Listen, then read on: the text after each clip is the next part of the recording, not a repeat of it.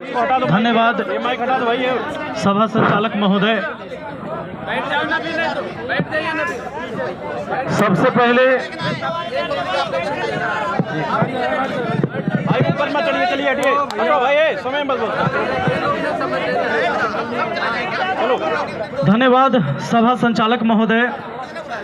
सबसे पहले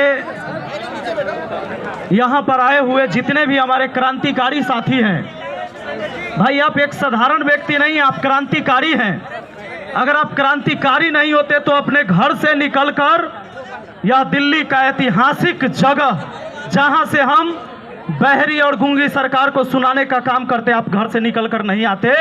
आप एक क्रांतिकारी व्यक्ति है। सबसे पहले मैं आप सभी का अभिवादन करता हूं, अभिनंदन करता हूं। साथियों, मैं एक शिक्षक हूं। अभी मैथ मस्ती ऐसे यूट्यूब चैनल पर हम 60 लाख छात्रों को पढ़ाते हैं। वर्तमान में मैं अपने ग्राम पंचायत का मुखिया भी हूं। तो मैं जो देख रहा हूं, जो कि शिक्षा पर बात हो रही थी, लगातार हमारे साथियों ने बात किया, बहुत अच्छी बातें कहा। आज देश में लगभग 90,000 स्कूलों को बंद किया गया या मर्ज किया गया, जिसमें मेरे पंचायत का भी एक स्कूल शामिल है। मैं आप लोगों से पूछना चाहता हूं कि वह स्कूल जो आज से 20 साल पहले जरूरत थी समाज को, 15 साल पहले जरूरत थी, उस 15 साल में आबादी अब आकर बढ़ा है हमारे देश का, यह आबादी घट गया। जनसंख्या बढ़ा कि घटा हमारा? जब जनसंख्या बढ़ा, हर चीज की आवश्यकता हुई, स्कूल की आवश्यकता कैसे घटने लगी? बाबा साहेब ने कहा कि संगठित रहो, शिक्षित रहो। बाबा साहेब ने कहा कि जब तक तुम शिक्षित नहीं होगे, कैसे तुम्हें पता चलेगा कि तुम्हारा अधिकार छीन कौन रहा है और तुम्हें अधिकार दे कौन रहा है? तो आज की सरकार ने कहा कि ऐसी बात है तो हम वन नेशन वन एजुकेशन रहने ही नहीं देंगे।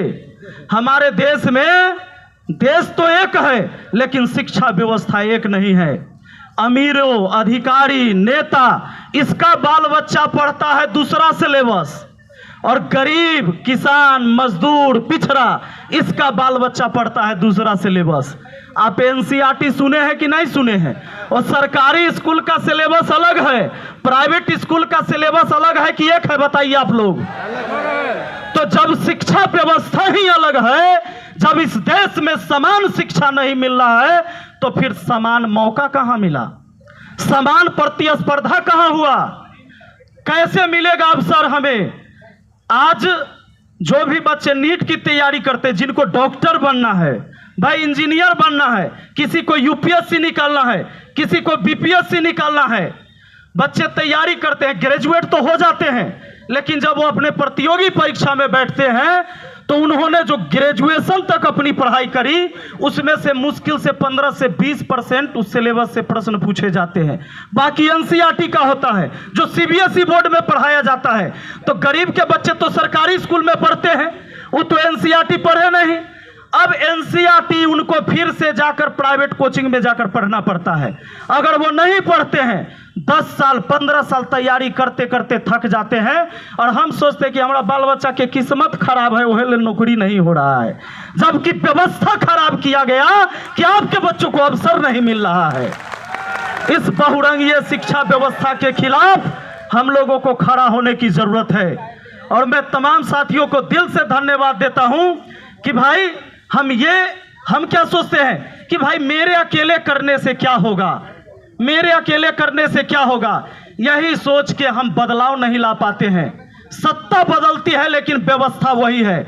आज बिहार में चुनाव होने जा रहा है, सरकारें मुफ्त की सारी चीजें बांट रही है, रोजगार छीन छीन कर राशन बांटा जा रहा है, लोगों को हाथ में कटोरा पकड़ाया जा रहा है, भिखमंगा बनाया जा रहा है, लेकिन बाढ़ से बचने के लिए पूरे बिहार में कोई ऐसी व्यवस्था नहीं है। उधर नेपाल से पानी आए तो आधा बिहार उधर डूब गया, आधा बिहार पानी में डूबता है और आधा बिहार सुखाड़ से बर्बाद होता है, धान का कटोरा छीनकर। और इन नेता और भ्रष्ट अधिकारियों ने आपको चूड़ा और मिठा 2 किलो थमा दिया बाढ़ के टाइम में, और हम सोचने लगे कि बाप रे बाप, नेताजी मेहरबान है हमारे ऊपर। इस व्यवस्था को बदलने की जरूरत है दोस्तों। अभी छात्रों के लिए छात्रवृत्ति बढ़ा दिया गया, चुनाव है, 600 वाला हो गया 1200, 1200 वाला 2400, 1800 वाला 3600। जानते हैं हमें पैसे देंगे ये चुनाव के टाइम में छात्रवृत्ति बढ़ाकर, लेकिन बच्चियों को अभी भी सरकारी स्कूल में अलग से शौचालय की व्यवस्था नहीं है। इसके ऊपर किसी नेता अधिकारी का ध्यान नहीं है, शौचालय नहीं बनवा रहे हैं। बच्चियां जब स्कूल में जा रही है तो मुश्किल से, गांव की बच्चियां हैं तो स्कूल से निकलकर फिर घर जाती है शौच के लिए, कभी अगर उसको जरूरत पड़े तो। शौचालय नहीं है, छत झड़कर गिर रहा है, जो ही स्कूल बचा हुआ है उसके छत टपक रहे हैं, सब में 4 दीवारी नहीं है, गेट नहीं है। ये सिलेबस हमको समान सिलेबस नहीं बना कर देंगे, ये हमको सिर्फ छात्रवृत्ति देंगे सिर्फ वोट के लिए।